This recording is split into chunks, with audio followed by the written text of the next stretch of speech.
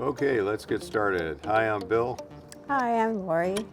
and welcome to 2512 Pickleball. And this is a new concept. We're going to be doing debriefs after our lessons. We're working with Coach Marcia in Alameda, California at Lincoln Park. And we've decided to sit down after each lesson. And we're going to be taking every 2 weeks. Gives us some time in between to practice and drill on the drills. And we just decided to, kind of share our thoughts. What did we learn? What was the lesson about? And those type of things. And I just want to, since this is lesson number 2, we did do lesson number 1 2 weeks ago. And in that one, I think we covered what? Dinking? Well, moving when you're dinking. Okay, moving the ball around when you're dinking. And also forehand volleys. Yeah. For me, Yeah. my forehand volley was weak. So, because I was using my wrist too much. So we drilled on that, and I think I was able to be successful at accomplishing it was more that. of a punch volley down. Instead of flipping it down with my wrist. And so I felt pretty good about that. So I think today is the 24th of July, and our second lesson with Coach Marcia.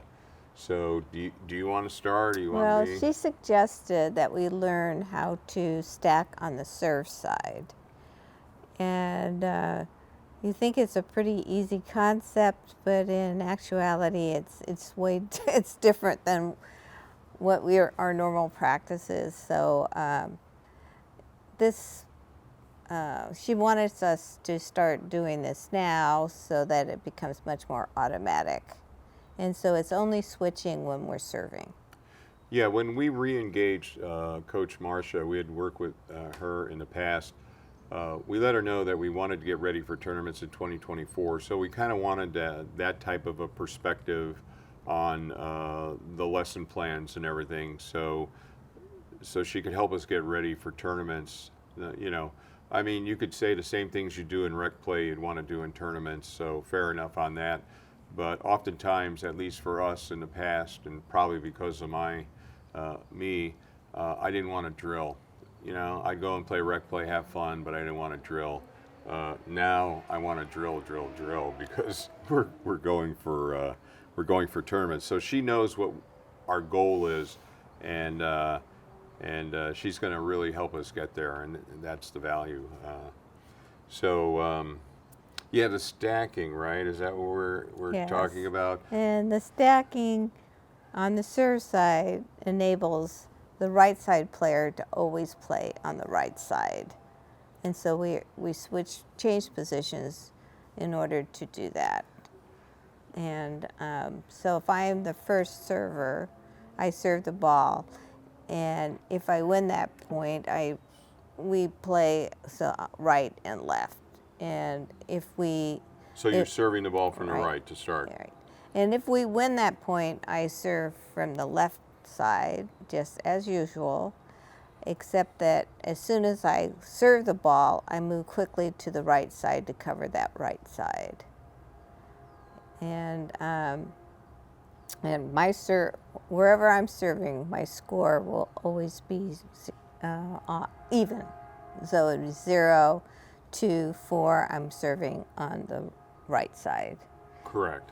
And if my score is odd, then I'm serving from the left side. That's right, and we've been kind of sitting here working through the various scenarios. One is that Laurie serves from the right, wins the point, moves over to the left box, serves. We don't win that point, so now the second server, me, has to serve. Since the score is 1, whatever, I need to be serving from the right box. I will always serve from the right box when the score is odd. And then, she also suggested that we not focus or try to stack on receiving the ball right now. She thought it would be a good idea for us to get comfortable and familiar with stacking on the serve to where it becomes automatic. Little bit easier to shift along the baseline. You have more time for the ball, before the ball gets to you to kind of change your positions. And when you start, she felt when you start stacking when you're receiving, a little less time, things happen a little bit quicker. You got to switch a little bit more distance for both players. So we will get there eventually, but we'll leave that alone for right now. I must admit that I had a hard time grabbing the stacking on the serve concept, but I think it's pretty clear now. And we ran through about 15 points or so, where she was, having us do the proper things on the serves. And Yeah, so even though it was pretty familiar in many ways, you're focusing on I was focusing on my position, so I wasn't even ready for the next ball. So something we just have to get used to. Yeah. Right. And the other thing is making enough room for your partner. So when I move over to the right box because the score is odd and I'm going to serve, Laurie needs to slide a little bit out of the way so I can swing through and not hit her. The other thing that Coach noticed was that when I was serving, I was from the right box, I was a little bit too close to the left box line, to the center line, and she told me that when it comes to tournament play, the referee or umpire could call us on that. So Foot fault. yeah. Yeah. So I a little bit more mindful of that. And again, in rec play, I don't try to do things illegally, but I am not always as aware of where I'm standing on the baseline. So that was a good tip from her.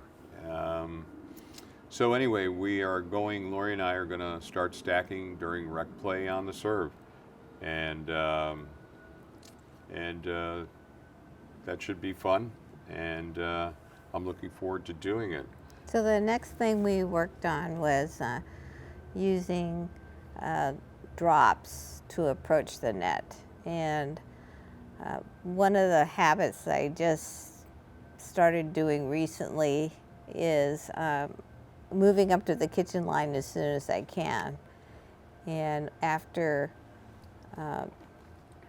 and really what she wants us to do is drop that ball. And I would frequently advance to the kitchen line ahead of my partner. So she said that it's better if we stayed together. So stopping a habit that you've developed is challenging. Yeah, I think so. In this exercise, she was at the kitchen line on the other side of the net, and then she would feed a ball to us, and what she wanted us to do is to learn how to move up through the transition zone, where she was trying to create this scenario where it might take us 2-3 drops to get up to the no volley zone on our side of the net. And like one of the tips she gave us, when you do your drop, she didn't use this word, but assess how was your drop, how far can you really move in, and when you see them start to raise their paddle, because maybe that drop's a little bit high, stop, split step, and be ready to do another drop, which is it's not something we're used to. We're used to just hitting any shot back instead of trying to drop it back. Right. And then after, let's say you move like 2 drops, then during the practice, I would just be watching Bill do his drop, and I wouldn't be moving. And she really, when we were closer to the kitchen line, she wants us to hurry up and get there. But that's something I'm going to just have to be more aware of in practice. Yeah. And doing the split step is another thing where she wants us to incorporate, which we haven't been doing either. Yeah, and the interesting thing is that, you know, what I got to work on, I mean, I got to work on all of it, but is there's times where I was able to do I was leaving a lot of drops on my side of the net.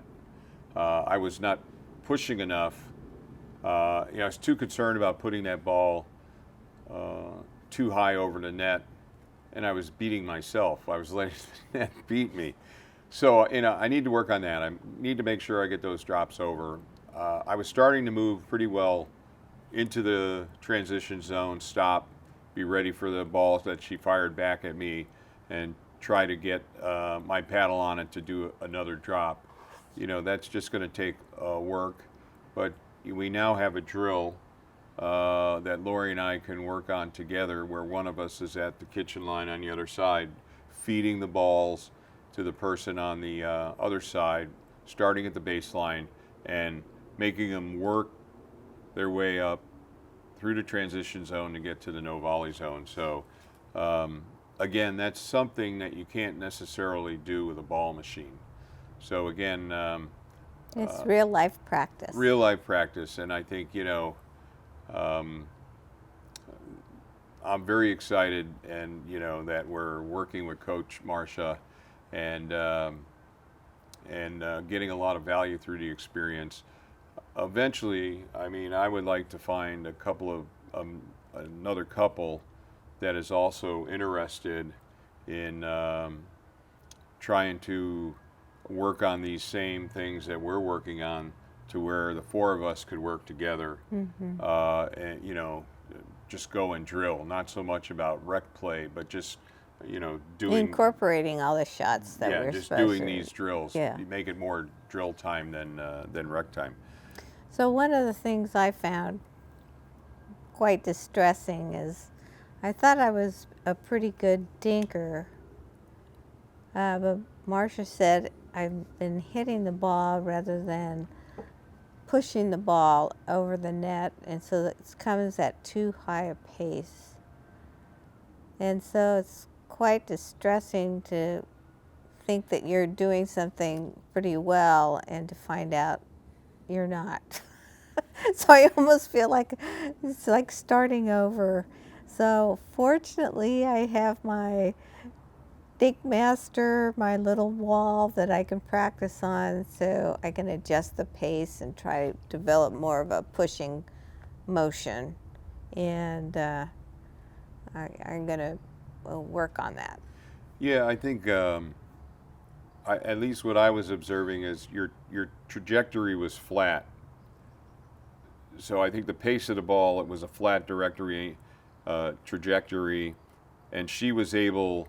It might be what you would call it was in the yellow zone. She was easily able to get her paddle underneath it and kind of do a roll. She was able to attack it. Yeah, and attack it. And, I think, from what I saw today's exercise, while you want to, there's times when you want to fire the ball to keep people back. There's just other times where the right shot is drops. Trying to work your way up from the baseline through the transition zone. So, yeah, I'm very excited. Today was a very good lesson, and it gives us something to work on over the next 2 weeks. Right now, our frequency of lessons with Coach Marcia is going to be about every 2 weeks right now. That may change, but I think that's the right frequency, to give us some time. I did have a conversation with Marcia about, I did ask her, or kind of confirm with her, does she have a progression of shots that she's going to take us through? And while I didn't get a very clear answer on that, she's clearly focused on us at the kitchen and getting to the kitchen. Yeah. And if you think about it, that might be pickleball. Getting to the kitchen and play at the kitchen, right? I mean, at the end of the day. So yeah, I'm comfortable with all that. So I think that covers everything in our lesson. Yeah, if you like this kind of content, please give the thumbs up. If you're taking instructions, feel free to comment on maybe some things that are working with you and your coach, some things that you might be focused on. Share that information. Getting tips from our viewers is always helpful. We appreciate that. Other than that, if you like this kind of content, please give it a thumbs up, as always. Like, share, and subscribe. Okay, hope to see you on the court. Bye.